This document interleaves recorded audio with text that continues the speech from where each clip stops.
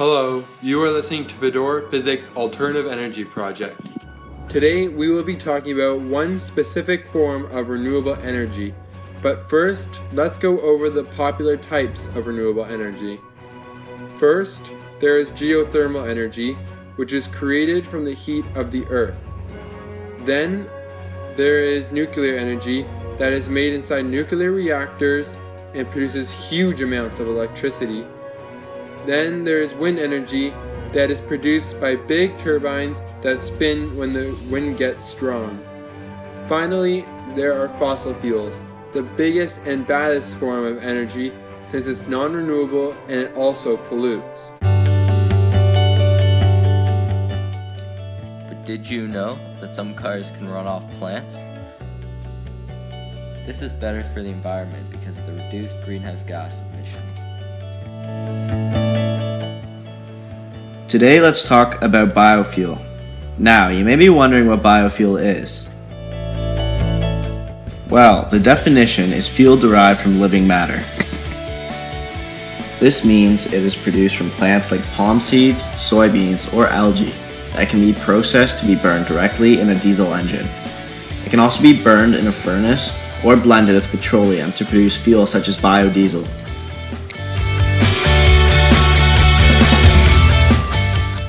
Wood and its byproducts can be converted into liquid biofuels such as methanol, ethanol, or into wood gas.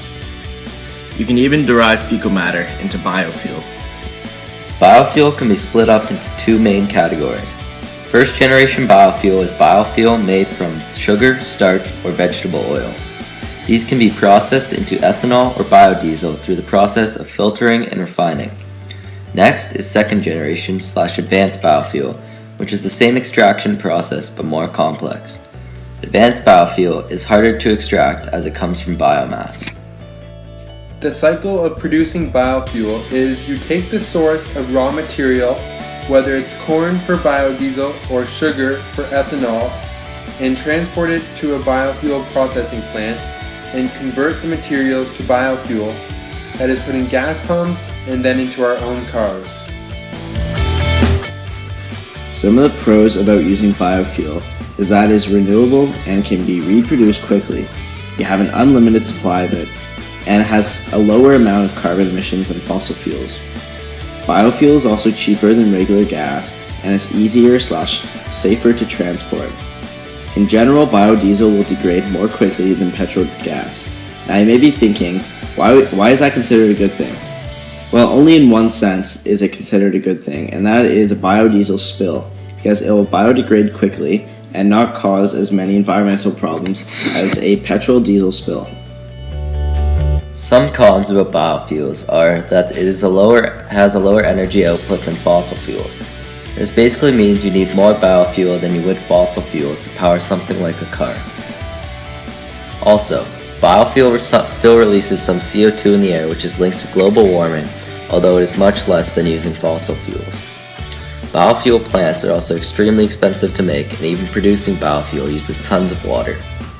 It will likely increase the price of food in the future.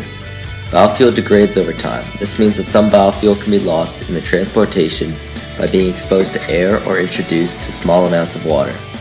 It also tends to freeze at a lower temperature than regular petrol. Biofuel exists in 31 countries, including most of Europe and North America. In Canada, there are currently 26 production plants producing about 1.8 billion liters of ethanol and 400 million liters of biodiesel per year. The production of biofuel also creates thousands of jobs for local workers and boosts the economy dramatically.